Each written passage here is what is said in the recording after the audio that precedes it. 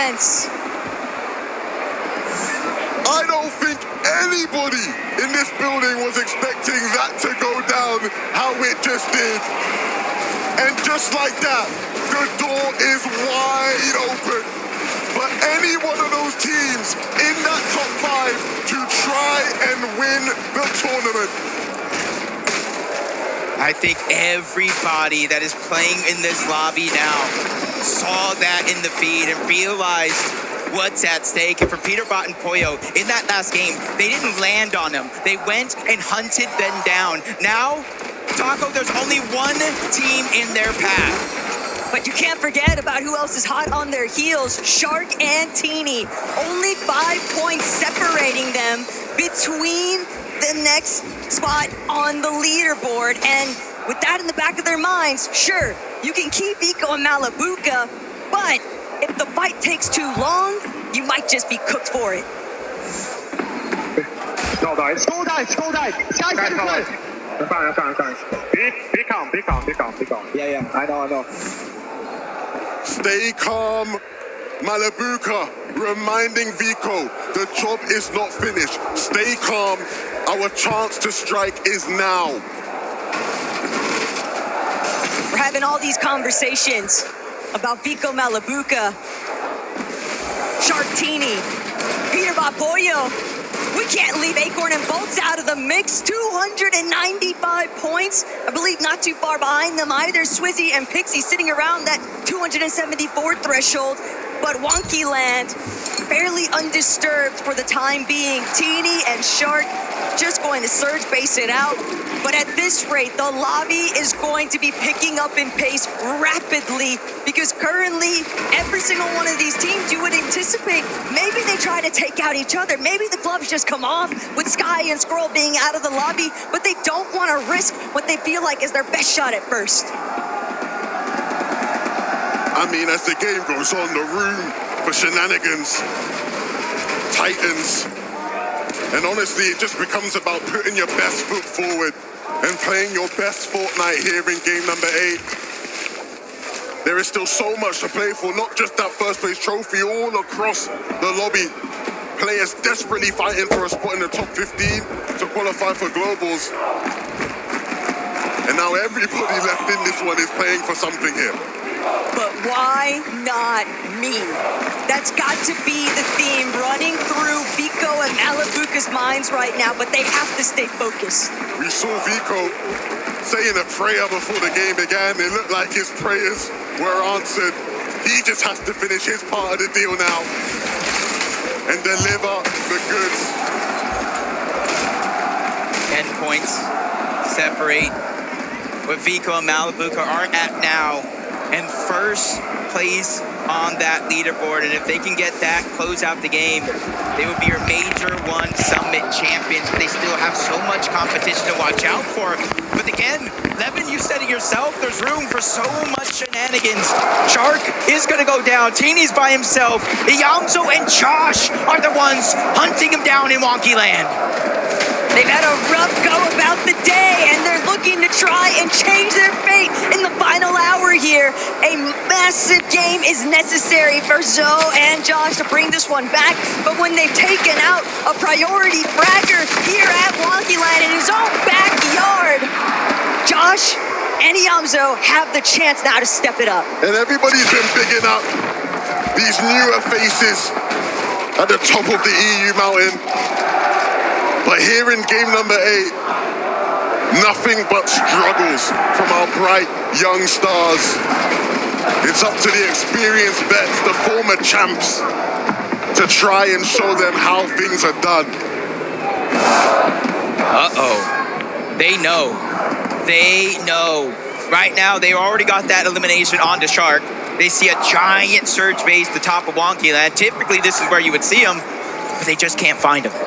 They don't know, though. They have no idea that TD is still hidden, tucked away so discreetly inside of the safety of his surge base. But just one pinky toe out of line. That's all he's waiting for. The slightest opportunity. And if he can put down Zoe or Josh here in this moment, Darman Deemish might just choose to strike. They're going to be drawn to any sort of immediate battle because even the polls are aware of the fact that every singular point matters, not just for the prize pool, but for securing your place at Globals in top 15.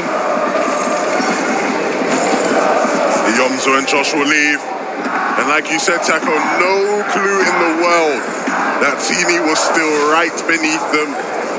And that room might just be enough for him to keep Shark in this game and keep their chances alive.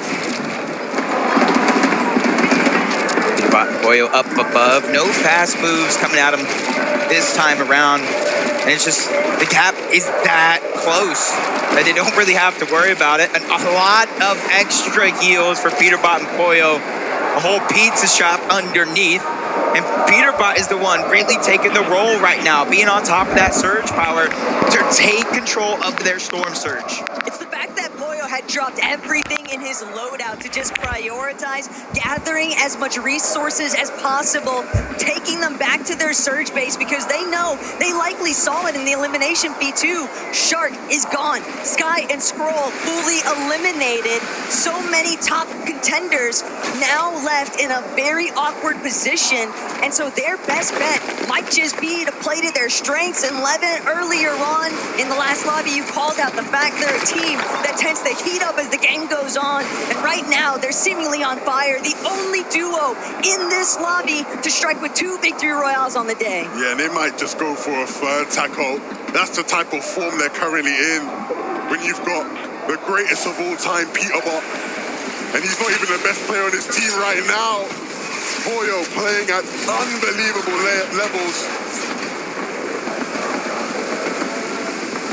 Great corner bolts, see the strategy.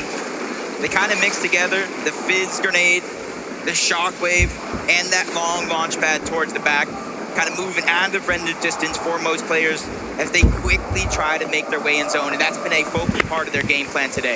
The best part about it is that because of the fact that Shark is no longer in this lobby, Teeny will have to wait around. Wonky is just too distracted, cannibalizing itself from the teams that made their entry points after the fact. And darn Deemish, they're willing to stick it out. The vending machine camp out might just come to an end here for Yomzo as he gets hunted out, fully ambushed. Yomzo loves that vending machine.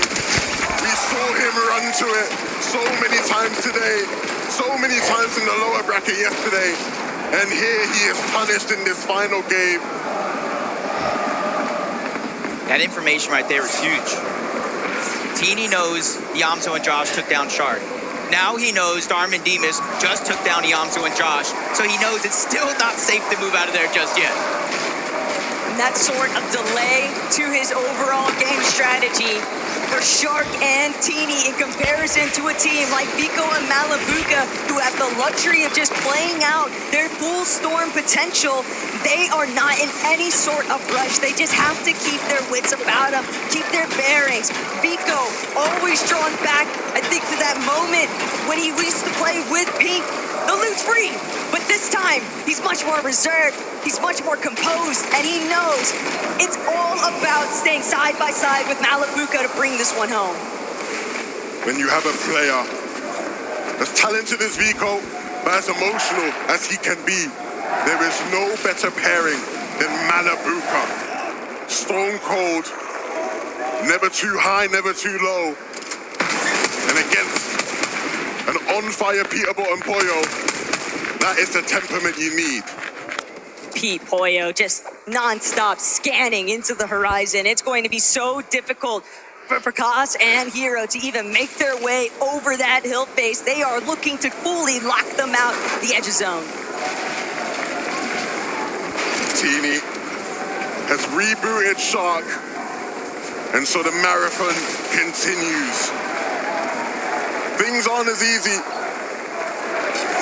as far as the pathway to a potential victory for these two as it is for others, but it certainly is not over. Shark has been one of the best players in the world this year, earning more and more, experiencing more and more, but he needs to be at his very best here in game number 8. It almost feels like we're going to have a lot of our top teams kind of stacked and positioned at the north side of the map.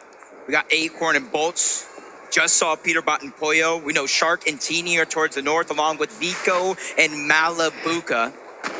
So no matter where this zone goes, to the north or the south, there's a chance all of our top 5 remaining teams could come to a clash. Shocking factor. Teams that have been performing the best in the lobby here today, now currently sitting in some of the best positions for this next zone. Pixie and Swizzy continuously looking back. They know that their destiny is fully under their control for Global Championship, but what they want is another step upwards. They need that top 5, even better still, maybe even dreams of top 3. And this is the type of team that if you're one of those players fighting for the victory right now, you don't want these guys kicking it in the lobby. They are going to be a big threat. We have seen that. We know P and Pollo like to play high. Shark and Teeny do too. Swizzy and Pixie are always going to be impactful in those fights.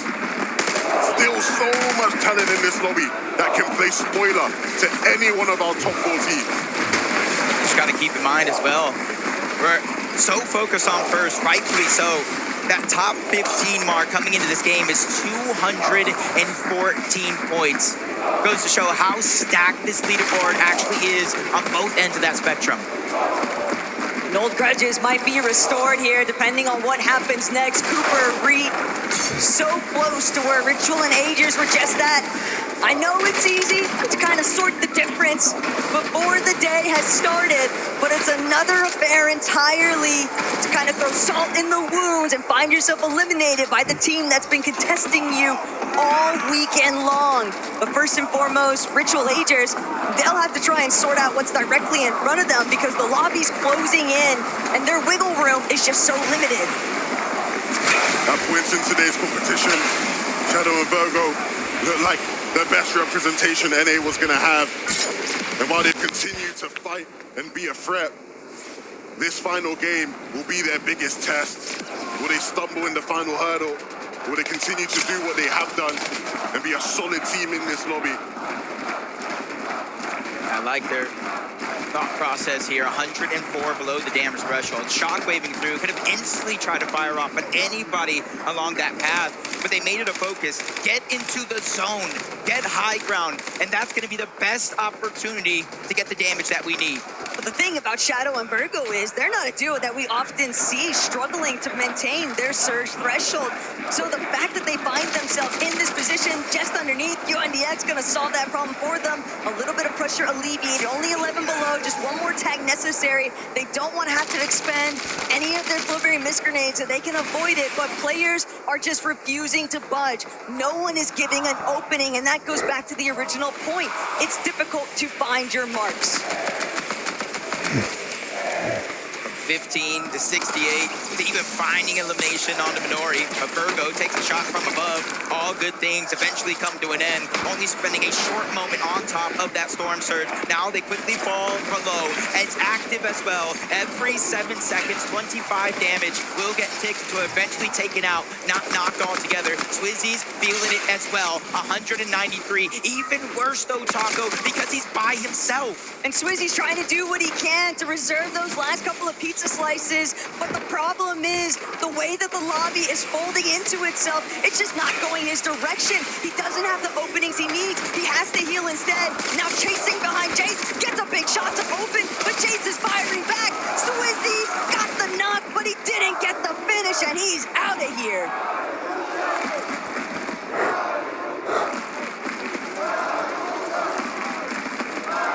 Look on board, Shark and Teeny. You almost would have never have guessed this team was almost an inch away from getting sent out of this lobby. But now they're back, 400 above the damage threshold. They have a little bit of high ground, and they've regained control of their own destiny. It only makes sense for Game Mate to come down to a forest zone location. This is prime time territory for Shark and Teeny, and it also makes height all the more difficult to control. It's very obscured vision up amongst the treetops, and so for Malabuca and Vico, they're gonna stick to the low ground, but they're gonna wait for their moment to try and strike above. But that would be no problem for this duo. I mean, they've dominated the low ground at times today, comfortable on any layer, and that's what you need to be when you're fighting till the end. Yeah, you got to remember, it was Vico on day one that was leading the pack in terms of eliminations. 314 here. They're just taking it one step at a time. They realize with a leaderboard this stacked, all it takes is one misstep, one mistake to really cost you a chance at that first place. And even more so, there's over $1 million on the line in this tournament. Each and every placing, you almost lose thousands of dollars. And for a duo like Peterbot and Pollo, mistakes are far and few in between. These last few lobbies, they have been going absolutely ballistic. And frontside control now seemingly about to belong exclusively to them. Virgo trying to see if he can make the wraparound, but the problem is he's 285 below. Even if he makes it towards a frontside position, he still has to look back. He still has to connect shots. And when you're a one-man operation, potentially clashing head-on with other duos, this could be the end of it all. Oh no, a big shot again, falling further below the damage threshold. 18 HP. He needs more than a miracle here. He almost needs 3 eliminations worth of damage, and a lot of that is getting stolen away. Nearby, Peterbot and Pollo, 144 above the damage threshold for them. Pollo deserves all the flowers in the world with how he's been playing this weekend, really leading the team to the promised land. Here we're looking at wraps right now for Virgo. One more tick unless he gets this shot in. Twy, though, gonna manage to just slip away, and Virgo won't be able to make it through. Twy and Cringe safe for the time being. And even though we pull away from the treetops, you can see Shark and Tini still want to play for height. They take Acorn down, and that is perfect for their standings. They take down the team, or one of the players of the team, just beneath them, and that leaves Bolts in an awkward position. Will they continue to play for it, or will Hari look to get involved? You're really seeing the live leaderboard right there, update in real time, not just elimination, but placement points as well. Peterbot and Pollo find their first one of the game. Slow and steady wins the race, but they got quite a large gap to overcome here. And this is where it becomes very challenging for Vico and Malabuka to keep their composure. You're seeing that elimination feed light up. You're witnessing Pollo and Peterbot, Shark and Tini make their surge up, and yet you still have to try and play to your own strengths. You don't want to lose any sort of kind of coming in to swing it through. Vico and Malabuka, they've overtaken first. This is a big moment for them because they cannot get lost. Taking first is not enough. They have to be able to hold it for the rest of this game. But another elimination from Vico has been found. First of the game for him, but he's diving deep into the zone to try to pick it up. Luckily for him, he does get the siphon. The tournament is in their hands. There has never been a bigger moment in Vico's career, and this is his time to live up to that moment. But he still has to deal with the likes of Pollo and Peterbot. He just has to play his own game. And from this frontside low position, everything seems achievable. Right now, they are leading the charge in the underground. So much space has been claimed. They keep continuously looking back. The pre-builds are established, but Peterbot's ready to fire off. A battle for high ground. It's inevitable. Versus the present. Pollo, once again, has to show why he has been the best player in this lobby all day long. Vico, with first place in his hands. Malabuka allowing him to lead the charge for a moment. This is the best case scenario for this duo. This is it right here, though, because it's going to come at a point in time, Taco, where Vico and Malabuka just stay alive. It's going to be mathematically impossible. And Malabuka, Vico, though, they know exactly what it takes in these final moments. They're ready to bring it up. Malabuka goes big time. There's the knot. Vico with the finish and the siphon for HP. Vico, go! Vico, go! Every single part of the way. They can do it. They are beginning to run away from it. And now 40-point gap. Winning the game for Peterbot and Pollo is not going to be enough because they are bulldozing their way through the competition. But Malabuka goes down. Vico left by himself. He just needs to stay alive long enough. Vico, he's no stranger to a solo situation, and he'll look to hit even more shots and completely run away with the competition. open. Cammy is in his sights, but he just has to connect with the crucial shot. Running it in and out of the zone. It's Vico. It's Vico. It's Vico. It's it right there, though. Pollo still alive as a solo. I'm not sure what the point gap actually is, if he needs all the eliminations, if he needs the victory royale, but if there's one person this weekend that proved he will not go down without a fight, it's this man here, proving that maybe chickens can fly. And all Pollo has to do is see if he can get the first bit of confirmation. Epic and Pump underneath. Pollo, can he do it a third time? But it's a matchup. Epic Whale and Pump pulls it through. Pollo doesn't get the win. They have done it. Vico and Malabuka, they stayed alive in that last game. They got eliminations. They immediately destroyed the rest of the lobby. This is their moment. This is their chance. Vico and Malabuka, you are the champions.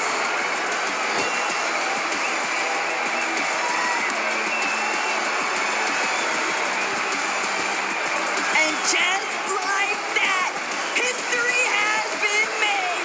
Vico and Malabuka are going to bring home the title of Summit Land Champions, securing their spot at the Global Championship 2.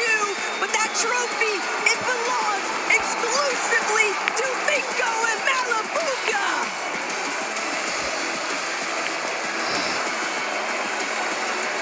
Go ahead, guys. Lift that trophy. You are champions!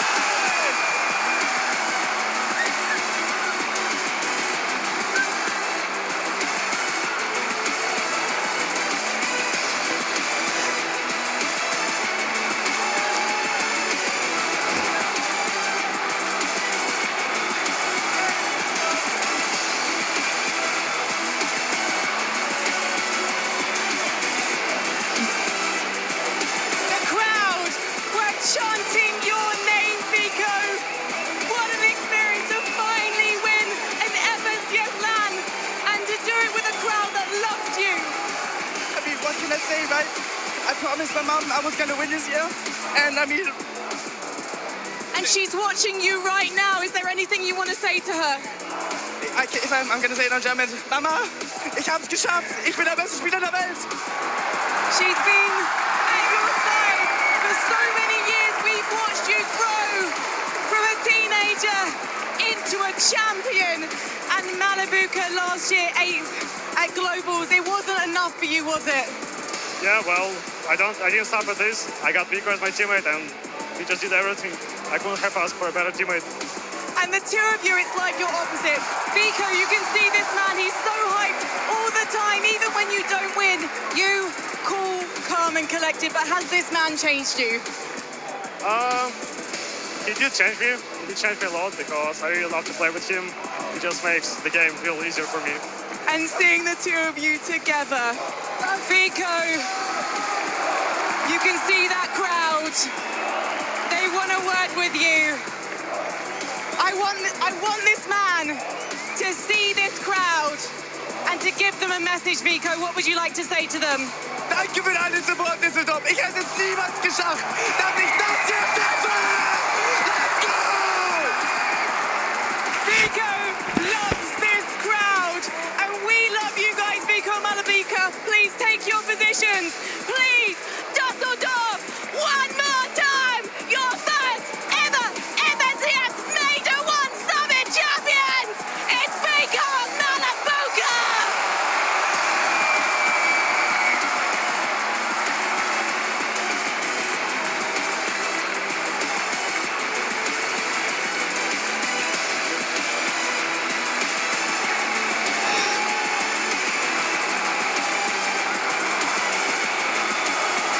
Oh my gosh, Fortnite fam! They have done it! Vico Malabuka, come down here! Come down, bring that trophy, don't forget it, come on! I cannot believe it. Vico and Malabuka. Your champions, you